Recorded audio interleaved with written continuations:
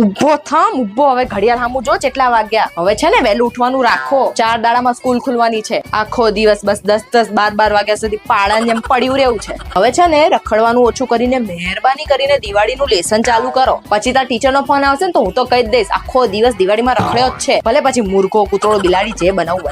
હવે છે ને તું થોડોક જવાબદાર બન અને તાર ચોપડાઓને કવર ચડાય. તું કપડા પહેરે છે તો એમને કપડા ના પહેરાવવા પડે. બધું શું માં જ કરી દે. જાતે જવાબદાર ક્યારે બનશો? હવે છે ને એક નિયમ બનાવી લે છે. સ્કૂલ થી આવીને ટાઈમે કપડા બદલી નાખજે અને મને ધોવામાં આપી દેજે. નકર બીજા દિવસે એને મેલા કપડા પહેરીને જજે. ભલે પછી ટીચર કે પ્રિન્સિપલ કે ગમે તે કે હું નહીં ધોઈ દઉં. અને હવે છે ને તારી લેસન ડાયરીમાં એક પણ નોટિસ આવી ને અને સ્કૂલમાંથી કોઈ પણ કમ્પ્લેન આવી ને તો હું હવે તારા પપ્પાને જ સોંપી દઈશ કે લઈ જાઓ અને કામ ધંધે વરગાડો. ભણવું તો છે નહીં, હે ને? અને ભાઈ મહેરબાની કરીને તમારા અક્ષર સુધારી દેજો ને. કીડી મકોડા જેવા અક્ષર છે, પોતાની નહીં ખબર પડતી હોય કે શું લખ્યું છે તો સ્કૂલ વાળાને બિચારાને ક્યાંથી ખબર પડે? હવે છે ને સ્કૂલનું હોમવર્ક સ્કૂલમાં જ પતાવીને આવજે. ભાઈ ઘરે આવીને ફોનો કરશે, ભાઈબંધ આ મોકલ, ભાઈબંધ તે મોકલ. હવે જો ને તાર ભાઈબંધને કહી દઉં કઈ મોકલશો જ નહીં, માંગણીઓ બની ગયો છે. ના નહીં આવે ચિંટુ રમવા. તમારે બધાને લેસન થઈ ગયું ને, હે ને?